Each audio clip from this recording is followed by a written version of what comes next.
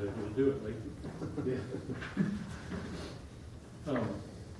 You know, Brian says he doesn't want to take questions until afterwards. I'd rather you ask me questions along the way. I'm not a good lecturer, but I like to moderate discussions. So please ask questions at any time. But before we get started, I mean, we've got 20-some people here, and there's really just 3 from the public. We've got a rash of waste management people here, and that reinforces the idea, ask us questions, because the reality is we've got an incredible room full of intelligence and knowledge. I'm a generalist, I know enough to be dangerous, but we have some sincere experts here, so take advantage of it if you would. Brian said, my name's Dave Conrad, I'm the engineering manager for our facilities in Arkansas. But with me tonight, gosh, we've got Lee Farr, at least you know Lee, I guess. He is the district manager for Eco Vista landfill, and also our Ozark Ridge landfill down in Russellville. Next to him in the yellow shirt is Kevin Gardner. He's the senior district manager in Northwest Arkansas for all of our hauling operations. Northwest Arkansas down into Fort Smith. Kevin's been here forever. I mean, if there's some history question about waste management operations in Northwest Arkansas, he's the guy we got to turn to. In the white shirt is George Wheatley. George wears all kinds of hats, but he's just our community affairs kind of guy. Okay, he knows everybody in the state politically. Was that not good? I've been called worse. Next to George is Mike Caldwell, and Mike is one of our directors of groundwater protection for the company. Our company divides the United States up into areas, and different hydrogeologists are responsible for different parts of the country. And Mike luckily has Arkansas, or we're lucky to have Mike. I call him professor because there's nobody that can talk groundwater better than Mike Caldwell. So if you got groundwater questions tonight, we got to direct them to Mike. He's worked this site for probably 12 years, something like that. Let's see, who else do we have here? That's our waste management contingent. Oh, Becky, I'm sorry, you're behind Kevin. Becky Eatman is, she's our environmental protection manager for our operations in Alabama, Tennessee, Kentucky, and Arkansas. So if there's an environmental protection issue or a compliance issue, or if we've had an inspection and we have to respond to the state on something that was found, if there was inadequate vegetation or surface water problems or whatever, Becky oversees that the sites adequately deal with the problem and adequately and professionally respond to the department. So that takes care of waste management people. We've got 3 consultants represented tonight. Brad Fury, raise your hand, Brad. He's the senior project manager for Terracon, and Terracon is the engineering firm that's really doing all the engineering, if you will, for the design of the expansion. Then we have Chimney Rock Consultants, and where is Dan? Dan McCullough is a hydrogeologist, professional geologist. He is the president of Chimney Rock Consultants. They're doing all the subsurface investigations for us, all the hydrogeology, groundwater studies. Johnny Mason here, right here, Johnny represents Shepherd Engineering. We use Shepherd Engineering, and Shepherd Engineering has an office here in Springdale. Shepherd Engineering does all of our quality control work. When we build a cell or we're building something at the site, Shepherd Engineering 9.9 times out of 10 does the certification that it was built according to the specifications and the plans and the permit. And they're the ones that certify to the state that it was built correctly. So we've got everybody here in the room that can answer any kind of question if you want. So, okay. I only have like 5 or 6 slides. Most of them are pictures. I may slide this over so we can look at that easier. What I wanted to do briefly is really get you oriented to the site. if you haven't been there, sort of walk you through all the facilities on the site.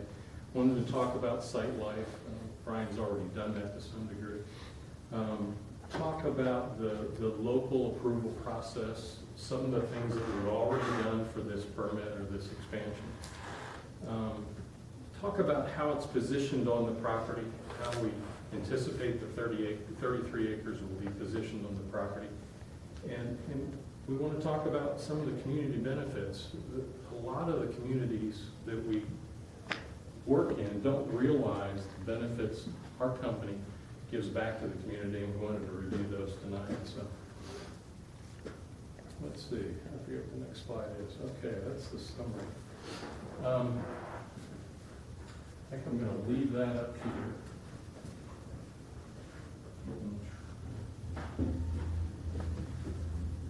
Anybody in the back of the room, I suggest come up here. Can you see that? Is there glare on it? Thank you, thank you. All right. This is an aerial photograph that was taken in December. We do this flyover every December, just about, depending on weather. We try to do them every year. We have 555 acres that we own, that Waste Management owns, and that's within the yellow boundary. We have 2 Class 1 landfills, that's general MSW landfills. We have one that's 66 acres, and that is currently closed. Okay, that's the green hill out there that you see now. And Dave, that ranges in depth from what to what, do you know? Well, our top elevation is 1430, Brad. 1430 is elevation. Now, keep in mind that's elevation. That doesn't mean we got 1,430 feet of trash. Okay. I think the surface elevation around here probably is around 1250. I'd have to double check that. Okay. But you have my card, and we can clarify those numbers tomorrow. I think it's if you want. 1290, Dave. 1290? On the north side there, it's around 1290. Okay, Thanks. makes sense. So we do the math. What is that, Brad? You got a calculator? I can't do that in my head, but It's 2, how many? that's 132. Isn't that 132? Sounds right. Okay. Yeah. So that's the height of the trash above the ground surface around it. Now, we have trash that goes below ground surface. Exactly, you know how deep that goes? I would have to check. We've got some drilling records. We have some old landfills that are on each side of this that were trench fill landfills that were done back in the 70s. I'd have to Before check the Ricker depths stuff of those. really kicked in, yeah. Yeah. So I don't have an accurate bottom elevation in my head. I could come up with it tomorrow. So this landfill's closed. That's 66 acres. In 2006, we got the expansion for 46 acres right here inside this blue. We're currently filling in there. This summer, we just built cell 7. We built cells 1, 2, 3, 4, 5, 6, 7. And we have one more cell, hopefully to build next summer, cell 8. So, yeah. Cell 8. When Brian said earlier that we only have 3 years of life left, that means we only have 3 more years in which we can put trash in here and. That we're out of includes space. cell 8 then? That includes cell 8, Okay. yes.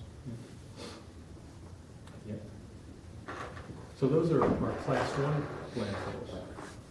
We have a 29-acre Class 4 landfill over here that, gosh, I forget the number, it's like 27 years of life over there, current waste volumes. Class 4 again being construction and demolition waste. Old Class 4 landfill down here, I don't know the history of that. You know, Kevin, if you do, that closed many, many years ago, probably back Is that in. Sunray? It was certainly developed by Sunray years ago. So those are the landfill footprints. A couple other things to highlight. We do have a yard waste composting facility right here. We take yard waste, is it from Springdale? Is it part of the Springdale contract? Yard waste that we bring in, return the piles, that kind of thing. And frankly, we use it on site as a soil amendment to grow grass. And then I guess I call it sort of one of our flagship things is our landfill gas to electricity plant, which is right here. I think Waste Management is pretty darn proud of itself in that there are only 2 of these plants in Arkansas that take landfill gas, which is a waste product really, or a byproduct of decomposition of waste, and we generate electricity with it. We do it here at EcoVista. It's a 4.0 megawatt plant. Generates enough power for about, 4,000 homes? We also have one down at our Two Pine landfill, which is in Jacksonville, or near Little Rock. And that's a 4.8 megawatt plant. It's about enough electricity for about 45 homes. We're the only company doing it in Arkansas right now. I believe there's 1 or 2 others that use the gas for beneficial use, but nobody else is generating electricity. What's Fort Smith doing there? Are they selling theirs, aren't they, to Oklahoma? They're selling it to a local industry there. It may just be across the line in Oklahoma. Yeah. But it's one of their local manufacturers. And that's pretty much the same thing that Little Rock's doing too, selling it down the road to a manufacturing facility to use it as an alternative fuel. So, but we're the only ones turning it into electricity that you get the benefit from. So, some of the other things that I had on here. Let's see. We're also pretty proud of ourselves in that we're involved in the Wildlife Habitat Council. And I'd encourage you to look at their website because it's a wonderful organization. We are a certified wildlife habitat site here at EcoVista, as we are at the Two Pine landfill. And simply what that is, I'm gonna make a long story very short. We do things to encourage wildlife habitat. Plain and simple. We have everything from bird boxes, providing homes for birds. We have brush piles to provide homes. We use native plants often instead of non-native plants for vegetation. Help me out here, other guys that have been involved in it more intimately than I have. But Wildlife Habitat Council is a wonderful organization, and Waste Management embraces it wholeheartedly. EcoVista was the first site that was certified in Arkansas by the Wildlife Habitat Council. Let's see. I guess the last thing on the list was we receive about 375,000 tons a year at the site. And when you compare that to the amount of waste generated in Washington and Madison counties, you know, we're the primary disposal place for that water. Without us, it's a long way to dispose of the waste. So. Any questions? I'm lecturing too, I don't mean to. Dave, is the landfill at Tontitown accepting waste from out of state? I don't know if we get anything from out of state. We do get a little bit of waste from Tyson Foods in Knoll, Missouri. Yeah, but no, yeah. Tyson plants just right across the border. So Right. that's about it. But that's about all that's coming in from out of state? Yes, ma'am. There's, we do have a school in, just starting there in Stillwell that's coming to us well. New Life Ranch? Westville. Westville School's coming to us as well. So that landfill over there, what was it called? Indian Nation? Cherokee Nation. Cherokee Nation. Is it closed or what's happened with It's it? operating, but they're only taking their own waste at this point. Okay. If you have updates on that, please chime in. No new updates. I have a couple photos. I mean, the next one it's the photo of the boards, and I won't go through that. I will highlight, though, I guess, Brian showed other photos of the 33-acre expansion area. And the 33 acres that we're looking at is in this area right here. That, I don't know if you can see the cross hatches or not. Yeah, yeah. But that's the area that we're looking to put the expansion right there, between the existing permitted site and our landfill gas to electricity plant. Dave, I'm sorry, I bet you already said this, but how much more time will that give you if you get that expansion? About 14 years. About 14 more years, okay. Yeah. Gosh, and a lot can change in recycling in 14 years. Yeah, I think it's still fair to say we're the nation's largest recycler. I mean, we embrace recycling, it's part of our core business. And I guess this is gonna be Dave Conrad talking more than waste management, but we're gonna have we as an industry, we're gonna have a very difficult time permitting more and more of these landfills. So we've gotta make the existing facilities last longer. They have to. I'd be surprised if somebody could come into Arkansas and site a green field or a new landfill. So existing landfills have to maximize and conserve their space. So, I mean, we're doing things, and we have submitted to the department for, shoot, I forget if it was EcoVista or Tupine, a recycling program at our own landfill. In other words, we don't have this operating plan approved yet, but we want to be able to say, if a trash truck's coming to our landfill, we know it has a lot of cardboard on it, we want to go to a portion of our operating phase and segregate that cardboard and get it out of the landfill and recycle it. Who was it? Oh, I think at our Tupine landfill 2 weeks ago, a truckload of copper radiators came in. And we said, gosh, we need to get that out of there, but we're not allowed by law to scavenge in our landfills. We're not allowed to do it without the appropriate approvals. So, I mean, these are things we want to do. We want to make these landfills last longer, and we're taking positive steps to make that happen. So, and one is to be able to literally recycle right at our operating phase to get recyclables out of the landfill. And may I ask, how about paint and other chemicals like that? I remember 15 years ago, be up on the university campus and walk by a dumpster. I think this was the era when they were redoing the football stadium or something, and there'd just be paint pouring out the bottom of the ends of the dumpster, onto the pavement out there, and that runs straight down to Beaver Lake Watershed south to get into Westport. Do you have any control of that now? I mean, if people are doing that, can you identify where it comes from and try to get them to stop dumping material like that into your containers? Paint's difficult. I will tell you that our operators are trained to make sure that they look for things like that, 55-gallon drums, paint, chemicals, things that shouldn't be in the landfill. They're trained to look and try to stop operations in order to remove it, but a gallon, Just one little gallon sneaks right in. we're not allowed to take it. Technically, we're not allowed to take it. But if someone throws it in their trash bag and has a trash bag tied, we don't see it. I know solid waste districts have, household hazardous waste collection events throughout the years, and we as a public just need to pay attention to those and take advantage of it. So, Thank you.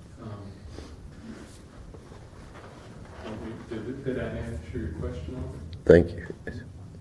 I could add that all the permits have a hazardous and unauthorized waste exclusion plan, and that tells his operators how to screen at the gate when it comes in, how to screen when it dumps out of the truck, and how to screen as you're pushing waste and compacting it. They would probably accept paint mixed with a household waste. It's known as household waste, and it's not considered unallowed, or it's not disapproved, but large amounts of liquids or something hazardous or special waste from a commercial or industrial source would not be allowed, and that's the kind of things that they would be screening for. Maybe that helps. Yeah, thank you. Just a protective measure under Reg 22. The last two photos, I have a couple other slides beyond that, but This photo, if you haven't been to the site, is the landfill gas to electricity plant. That's the one that generates 4 megawatts of power. This next slide is an interior shot of the 5 engines that take the landfill gas and turn it into electricity. It's a beautiful photo. It's probably taken right after it was opened and dedicated and freshly cleaned, but I think it looks pretty much like that today, but the floor has a sheen to it that it probably doesn't have today.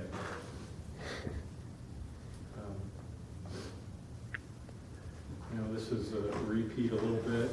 Again, we have 3 years of remaining life at the existing permitted site. The 33-acre expansion is going to have approximately 4.9 million cubic yards of airspace. Cubic yard is 3 feet by 3 feet by 3 feet. Take a yardstick and pretend it's a block, and that's what we're talking about, 4.9 million yards.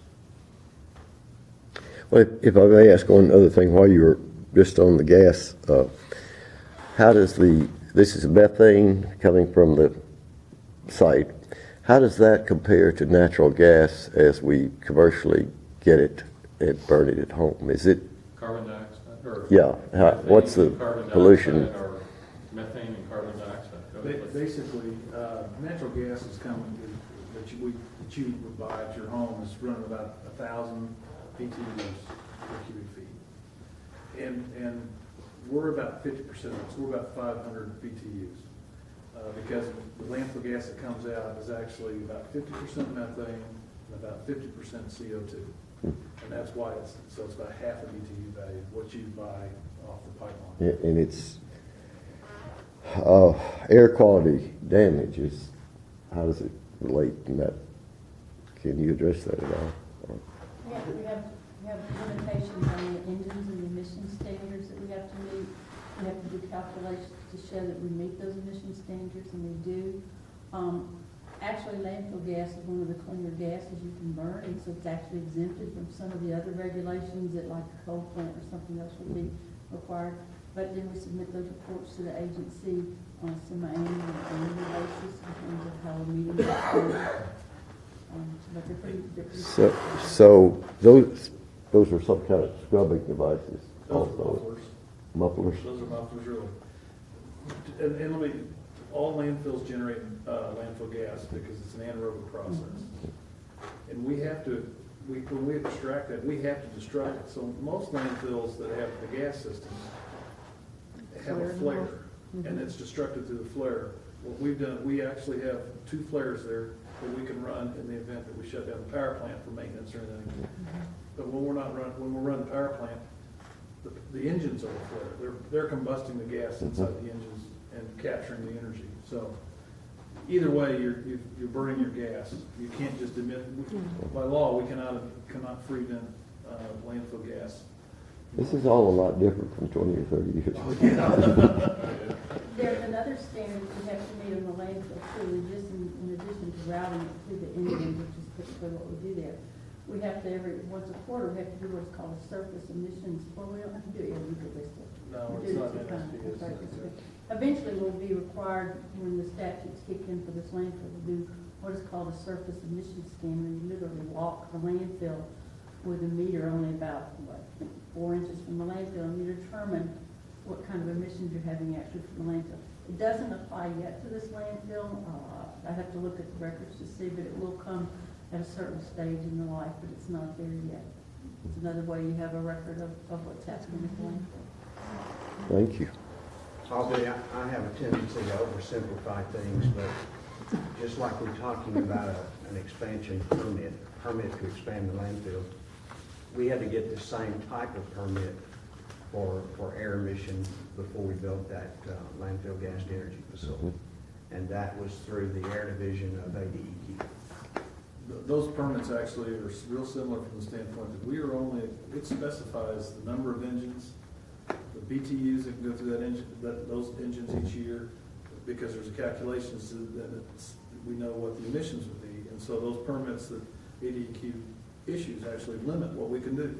If we want to add some, we'll go through more modeling and have to go through another permit. They may or may not issue a permit based on where we're located meteorological conditions, whatever.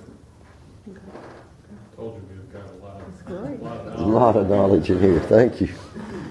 Dave, I think one thing you would like to feel comfortable about, it's a lot less impactful on greenhouse gas than it is with pure methane escape. So whether you're flaring it or you're capturing it, the reduction in greenhouse gas impact is tremendous. So for whatever method you destroy, the method is very useful.